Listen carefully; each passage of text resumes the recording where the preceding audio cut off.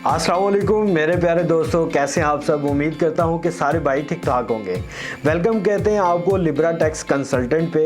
आज बहुत ज़्यादा पूछे जाने वाला जो सवाल है मुझसे, उसका जवाब भी देंगे आपको। और ये बहुत ज़्यादा इम्पोर्टेंट सवाल भी है कि क्या हमें एनटीएन बनाना चाहिए और एनटीएन के कितने टाइप्स होते हैं, क्या एनटीएन बनाने के बाद क्या फ़ायदे और क्या नुकसान होते हैं।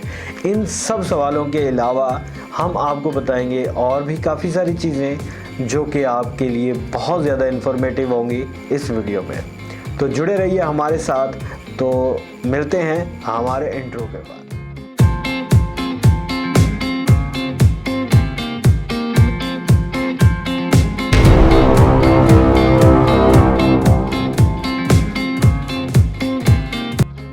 मेरे प्यारे दोस्तों, आज हम बात करने वाले हैं क्या हमें एनटीएन बनाना चाहिए या नहीं।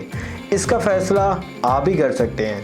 वो इसलिए क्योंकि हमें देखना है कि आपकी जो इनकम है, इनकम सोर्स है, वो क्या है और कितनी है, कितना कमाते हैं आप। मतलब अगर बात करें हम एफबीआर की, तो एफबीआर ये कहता है कि वो बंदा जो सैलरी से कमाता है, अगर उसकी इनकम तकरीबन 50,000 से ऊपर है, मिसाल के तौर पे पर मंथ वो 50,000 से ऊपर कमाता है, तो वो उस टैक्स लायबिलिटी में फॉल करता है कि उसको एनटीएन बनाना चाहिए। तो दूसरे ज़ुमरे में आते हैं बिज़नेस पर्सन। दूसरा सोर्स ये है इनकम, और उसमें जो है डिपेंड करता है कि आपकी कितनी इनकम है, जो कि आपको एक्सपेंसेस वगैरह जो आपके हैं वो निकाल के आपकी जो प्रॉफिट जो बनता है आपका, वो 4 लाख से ऊपर का हो। आपकी कोई भी शॉप है या कोई भी ऐसी इनकम है जहाँ से आपकी 4 लाख से ऊपर जो बिज़नेस हो, सैलरी नहीं, जो बिज़नेस हो, ठीक है, 4 लाख से ऊपर की इनकम हो एनुअल, ठीक है, मतलब पूरे साल की अगर इनकम आपकी 4 लाख से ऊपर है और वो प्रॉफिट है आपका, तो देन आपको फाइलर होने की ज़रूरत है, ठीक है। तो उसके अलावा कितने परसेंट लगना चाहिए, कितने नहीं, वो मैं बाद में बताता हूँ। फ़िलहाल जो है नेक्स्ट सवाल ये होता है कि एनटीएन जो है वो कितने टाइप का होता है। एनटीएन जी काफ़ी टाइप का होता है वैसे तो, लेकिन मैं मेन जो चीज़ें जो मुझे पता है, जो मैं आपको बता दूँ, आपकी नॉलेज के लिए बेहतर है, वो ये है कि एक तो इंडिविजुअल का बनता है। जैसे जो कोई सैलरी पर्सन है या जिसकी मतलब सैलरी से इनकम आती है, या जिसकी छोटा मोटा बिजनेस है, स्मॉल टाइप का दुकान है, कोई मतलब ऑनलाइन वर्किंग करते हैं, फ्रीलांसर वगैरह हैं, तो उनका एनटीएन बनता है। और क्या नाम है, इसके अलावा जो बहबूद सर्टिफिकेट उन्होंने रखे होते हैं, वहाँ से इनकम आती है, वो भी है। कोई कैपिटल गेन है, वहाँ से उनकी इनकम आती है। प्रॉपर्टी है, वहाँ से इनकम आती है, मतलब प्रॉपर्टी रेंट पे दी हुई है, उसकी जो इनकम आती है वहाँ से वो लोग फॉल करते हैं इसमें। इन सब का जो है क्या नाम है, जो एनटीएन बनता है वो उनके सीएनएससी के ऊपर होता है, ठीक है। सीएनएससी के मिसाल के तौर पे हम जब सीएनएससी के ऊपर एनटीएन जनरेट करते हैं, तो उनका जो सीएनएससी नंबर होता है वही उनका एनटीएन होता है। और फर्दर एफबीआर एक रेफरेंस नंबर देता है जब आप वेरिफिकेशन करेंगे एनटीएन की। अगर आपको वेरिफिकेशन नहीं आती तो ऊपर आई बटन में एक लिंक दे दूंगा, वहाँ से जाके आप देख सकते हैं कि एनटीएन की वेरिफिकेशन कैसे होती है। तो वहाँ से आप वेरिफिकेशन करके तो चेक कर सकते हैं जो इंडिविजुअल के सीएनएससी पे जो एनटीएन वगैरह बनता है, ये वो। और सेकंड टाइप होती है एओपी रजिस्टर्ड होती है एफबीआर में डायरेक्टली, और उसके ऊपर भी मैं एक डिटेल वीडियो बना चुका हूँ। इतनी ज़्यादा डिटेल्स तो नहीं है उसमें, उसके ऊपर और ज़्यादा डिटेल से मैं बात करूँगा। वो ऊपर लिंक पे आपको फर्दर जो है लिंक में दे दूँगा, वहाँ से जाके आप उसको देख सकते हैं। नॉलेजेबल है अगर आप देखना चाहते हैं तो, अगर आप उसमें फॉल करते हैं देन। और तीसरा टाइप जो होता है वो एनटीएन का होता है, जो आप कंपनी रजिस्टर्ड कराते हैं, कोई भी प्राइवेट लिमिटेड या पब्लिक लिमिटेड, कोई भी कंपनी आप SECP से रजिस्टर्ड कराते हैं, देन वहाँ से भी आपको एक एनटीएन जो है वो जनरेट होता है। तो वो आपके CNSE के ऊपर नहीं होता, बल्कि आपकी कंपनी के नेम के बिहाफ पे होता है। तो वो जो NTN है और AOP का AOP का प्रोसीजर ये होता है कि किसी भी जो इंडिविजुअल कोई भी AOP बनाना चाहता है तो उसके लिए शराइत ये होती है कि आप एक या एक से ज़ायद लोग जो हैं वो उसमें पार्टनर बनेंगे, और पार्टनर बनने के बाद जो है वो शराकत दारी का बताएंगे भी कि किसकी कितनी परसेंटेज होगी, शेयर कितना होगा, तो उसके ऊपर वो AOP जो है वो बनती है। AOP अकेला बंदा जनरेट नहीं कर सकता, उसके साथ जो है सेकंड पर्सन या दो से ज़ायद लोग जो हैं वो AOP जो है वो बना सकते हैं, ठीक है। और इसके अलावा अगर हम बात करें क्या नाम है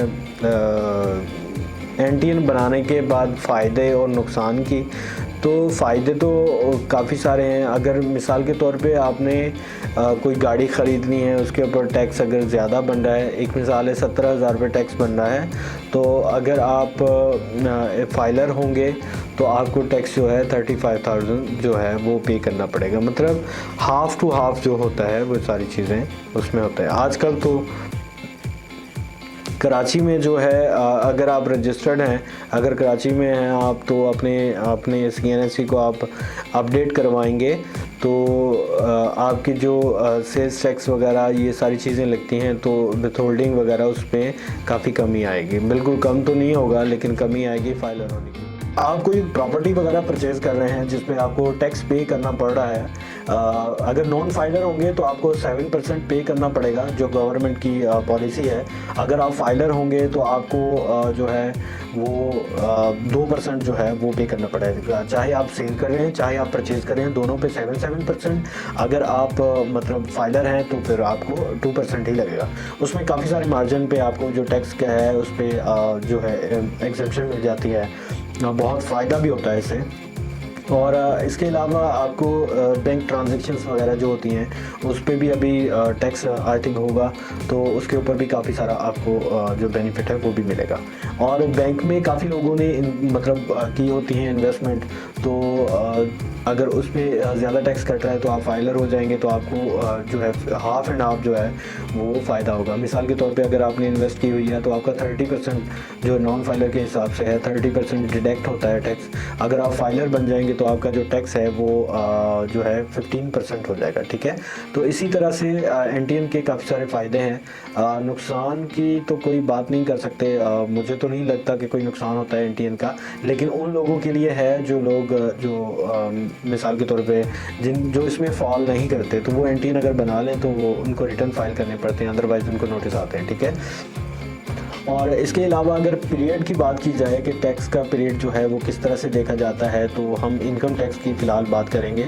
तो इनकम टैक्स का जो पीरियड होता है वो 1 जुलाई से लेके 30 जून तक होता है। मिसाल के तौर पे अगर हम अभी 2021 में हैं तो 7वें महीने की जो पहली तारीख होगी 1 जुलाई, उससे पीरियड शुरू होगा टैक्स का, और नेक्स्ट ईयर जो है 2022 में ख़त्म हो जाएगा 30 जून को।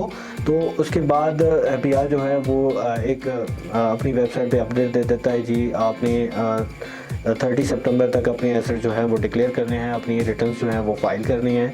तो वो पीरियड जो होता है वो काउंट होता है 1 जुलाई से लेकर 2021 से 30 जून 2022 तक। ये मैं मिसाल दे रहा हूँ, वीडियो तो मैं अभी बना रहा हूँ 2023 में जनवरी में। तो इसके अलावा अगर हम बात करें कि जो ATL का चालान पे करते हैं लोग, तो उसके लिए जो जिन लोगों ने आफ्टर ड्यू डेट, मतलब अभी मैंने NTN बनाया एक सपोज अभी मैंने NTN बनाया है, तो मुझे 2021 और 22 की रिटर्न फाइल करनी पड़ेगी, और 2021 का चालान पे करूँगा तो मैं एक्टिव हो जाऊँगा, मतलब नेक्स्ट मंडे को मैं एक्टिव हो जाऊँगा। इस तरह से इसलिए है कि जिन लोगों ने ड्यू डेट में किए होते हैं वो ऑटोमेटिकली नेक्स्ट जो होता है, जैसे हमने 2022 में सितंबर में अपना रिटर्न फाइल कर दिया ड्यू डेट में, तो हम 1 मार्च 2023 की 1 मार्च को हम एक्टिव हो जाएंगे। अगर तो हमने आफ्टर ड्यू डेट किया है तो 1 मार्च को हम 2022 का सरचार्ज चालान जो है ATL का वो पे करेंगे। अगर आपने सरचार्ज चालान बनाना है या बनाना सीखना चाहते हैं तो ऊपर लिंक में मैं उसका दे दूँगा, ऊपर आई बटन में लिंक दे दूँगा, वहाँ से आप जाके देख सकते हैं। तो वो चालान पे करने के बाद आप एक्टिव रहेंगे, मतलब नेक्स्ट ईयर 2024 तक, 28 फरवरी तक।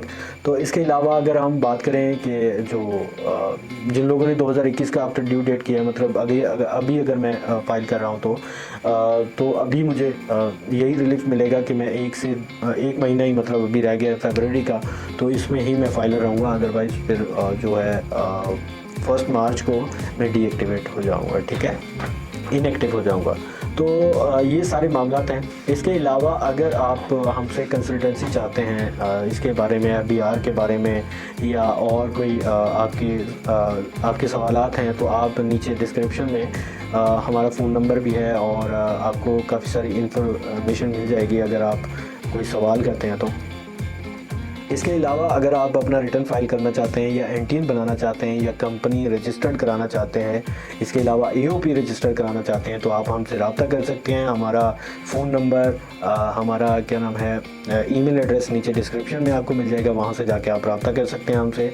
हम मुनासिब फ़ीस में और बिल्कुल बेहतरीन तरीके से इंफॉर्मेशन देते हुए, आपको समझाते हुए आपका काम करेंगे। इंशाल्लाह आपको कोई भी मसला नहीं होगा।